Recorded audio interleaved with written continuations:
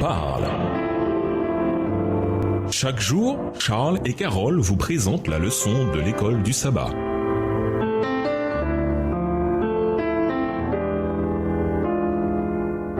Bienvenue à votre émission Dieu nous parle. Nous voilà au mercredi 8 juin, le retour de Jésus.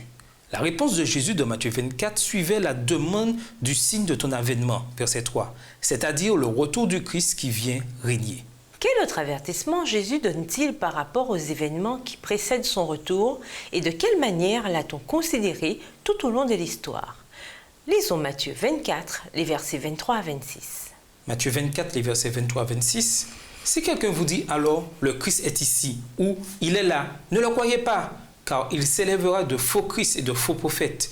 Ils feront de grands prodiges et des miracles au point de séduire, s'il était possible, même les élus.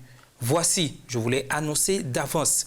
Si donc on vous dit, voici, il est dans le désert, n'y allez pas. Voici, il est dans les chambres, ne le croyez pas. Nous avons donc Jésus qui, d'un point de vue humain, n'est rien d'autre qu'un prédicateur galiléen itinérant avec quelques disciples.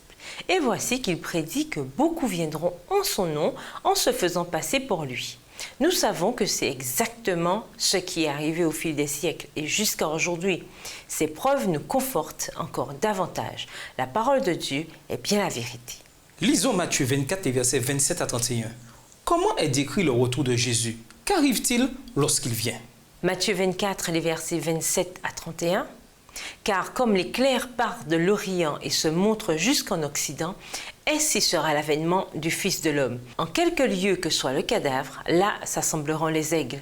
Aussitôt après ces jours de détresse, le soleil s'obscurcira, la lune ne donnera plus sa lumière, les étoiles tomberont du ciel et les puissances des cieux seront ébranlées. Alors le Fils de l'homme paraîtra dans le ciel, toutes les tribus de la terre se lamenteront, et elles verront le Fils de l'homme venant sur les nuées du ciel avec puissance et une grande gloire.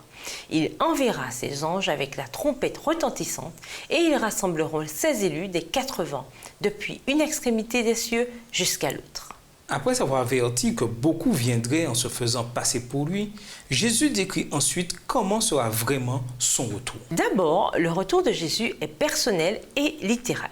C'est Jésus lui-même qui revient sur terre. Le Seigneur lui-même descendra du ciel. 1 Thessaloniciens 4, le verset 16. Cette phrase est clairement un camouflet pour ceux qui prétendent que le retour de Jésus est un idéal ou simplement une nouvelle ère de l'histoire de l'humanité. Son retour sera visible comme un éclair dans le ciel. Tout œil le verra. Apocalypse 1, le verset 7 de la version second 21. L'image de la trompette révèle que ce sera sonore, suffisamment sonore pour réveiller les morts. Et plus important encore, si la première venue de Jésus était marquée par l'humiliation, cette fois, Jésus viendra comme un roi triomphant. Apocalypse 19, le verset 16, victorieux de tous ses et nos ennemis. 1 Corinthiens 15, le verset 25. En cette époque d'agitation et d'incertitude face à l'avenir, comment apprendre à tirer de la force et de l'espérance de la promesse du retour de Jésus? Et nous vous laissons avec la question du jour. De quelle autre manière pouvez-vous montrer Jésus aux autres sans leur parler?